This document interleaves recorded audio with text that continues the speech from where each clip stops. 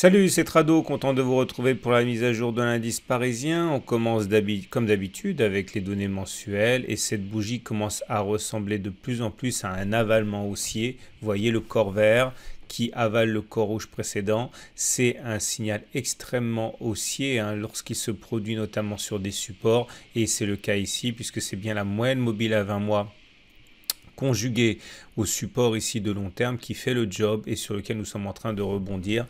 Nous sommes en train de reconquérir la Tenkan et la M7 mensuelle et dans un contexte où on est en tendance haussière avec ce nuage qui monte et ce canal haussier noir. Bref, tout semble se produire de la meilleure des façons qui soit, même si évidemment on le répétera jamais assez, il faut attendre la fin du mois pour voir la forme définitive d'une bougie mensuelle dessinée. Regardons rapidement l'hebdomadaire qui n'apporte pas non plus énormément d'informations, si ce n'est que on est toujours à la lutte et il semblerait bien que la moyenne mobile à 20 semaines soit en train d'être franchie. Bon, là pareil, il reste une séance, on ne peut préjuger de rien. Mais dans un contexte où le rebond sur le bas du canal gris a été fort efficace, dans un contexte où nous sommes toujours au-dessus du nuage et dans un contexte où on ne peut enterrer tout espoir de reprise de tendance haussière, puisque là pour l'instant vous voyez le nuage a twisté, on est en tendance neutre, mais on peut tout à fait envisager de repartir à la hausse. Pour l'instant c'est un petit peu le scénario de rêve qui se dessine. Si en plus on devait avoir un croisement aussi M7, M20 hebdomadaire, là ce serait vraiment une très bonne chose pour la suite. Passons tout de suite aux données journalières qui nous intéressent le plus. On va prendre les choses dans l'ordre. On va commencer déjà par expliquer ce qui s'est passé aujourd'hui sur le plan des fondamentaux. Et sur le plan des fondamentaux, ce qu'il faut retenir, c'est que M. Trump a déclenché un mouvement, un contexte plutôt jovial en annonçant via Twitter, comme à son habitude, qu'il y a eu une rencontre secrète entre son futur secrétaire d'État et les autorités nord-coréennes qui ont débouché sur quelque chose de très positif. Forcément, cela éloigne le risque géopolitique et cela fait que les indices se comportent mieux, qui avalent à nouveau 0,5%. Alors, plusieurs choses à dire, je le disais. Tout d'abord, on est en train de grignoter cette zone ici de résistance qui était comprise entre le précédent sommet à 5360 et le haut de la résistance rose ici, aux alentours de 5413. En fait, on a réussi à se débarrasser maintenant du précédent sommet intermédiaire, mais maintenant, on doit affronter tous ces plats de courbes de lignes de l'Ishimoku. Regardez notamment ici un plat de SSB, puis là il y a un plat de Kijun, un autre plat de Kijun, un autre plat de Kijun, un plat de SSB. Donc tout ça c'est une zone qui est difficile à passer et c'est pour ça que je l'ai complètement grisé en orange. Alors même si effectivement c'est encourageant, il faut comprendre qu'à n'importe quel moment les baissiers peuvent reprendre le dessus. Alors regardez également, très important, il y a eu un twist du nuage. Twist du nuage, ça veut dire que la tendance précédente est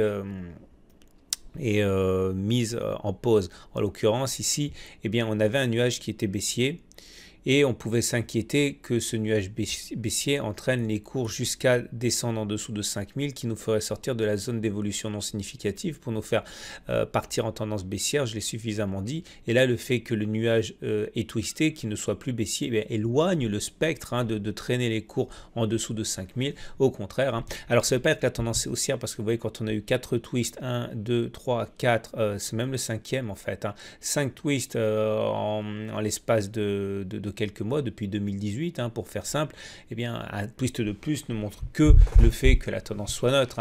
Donc la tendance, à mon avis, n'est pas partie pour être haussière aussi facilement que ça. Il faudrait de toute manière sortir des 5540. De la même manière que j'ai été relativement placide lorsque les cours descendaient en disant que de toute manière, on pouvait descendre jusqu'à 5000 sans trop s'inquiéter. L'optimisme dans l'autre sens doit être tempéré aussi, tant qu'on ne dépasse pas les 5540 et je dirais même les 5560.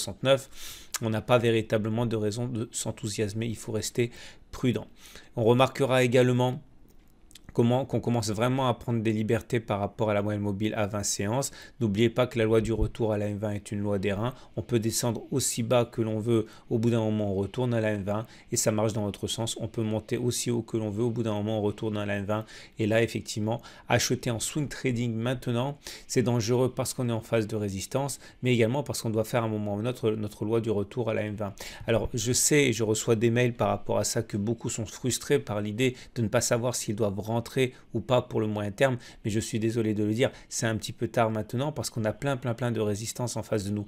Néanmoins, il y a quelque chose qui est intéressant à noter, c'est le double bottom qui est là, vous voyez, un bottom, deux bottom. J'ai fait un e-book qui est offert d'ailleurs dans la formation intégrale, si vous voulez vous procurer l'ensemble des modules que j'ai commis.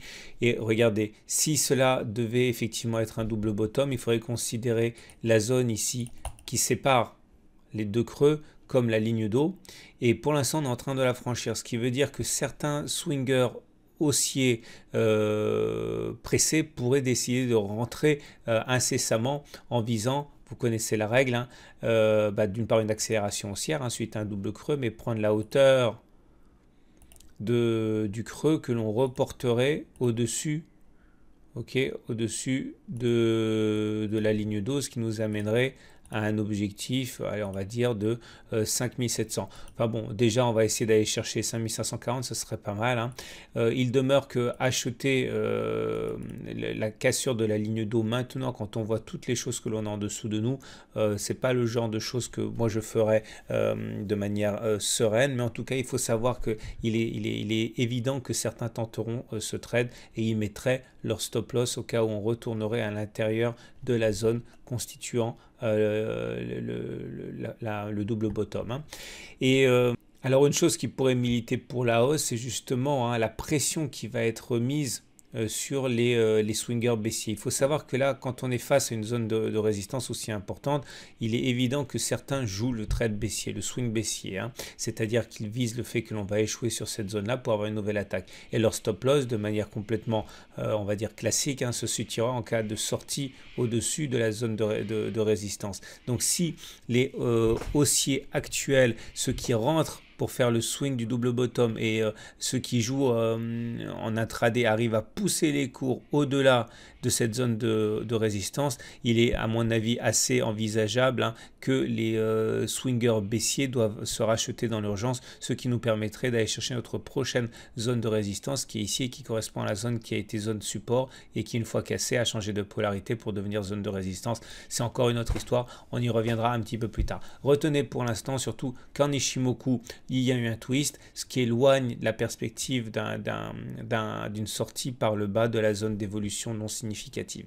Regardez les indicateurs techniques qui sont maintenant bien orientés. Il était depuis un moment avec un MACD au-dessus de son signal, un momentum au-dessus de 0, un RSI qui s'apprête à rentrer dans sa zone de surachat. Attention, quand le RSI rentre en zone de surachat, il ne faut plus vendre à découvert, c'est dangereux. Et le MACD qui est en train encore de nous gratifier de cette configuration très bizarre et on ne peut pas en faire grand chose, hein, de superposition, hein, du MACD 0 au retard et de son signal, hein. Donc pour l'instant on va se contenter de ne pas le regarder. Voilà ce qu'on pouvait dire. Donc belle séance pour les haussiers, vous l'aurez compris. Regardez la matrice de trading 1 heure. Alors pour demain, j'ai déjà mis en ligne naturellement le bilan de la matrice de trading que j'avais posté pour le jeudi. Donc voilà, on en est pour l'unité de temps horaire, vous voyez.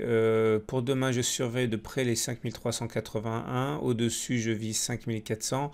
En cas de refus des 5381, je vise 5360 et 5363.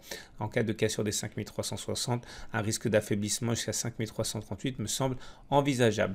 Voilà, je vous souhaite une très bonne journée et je vous dis à demain pour la mise à jour.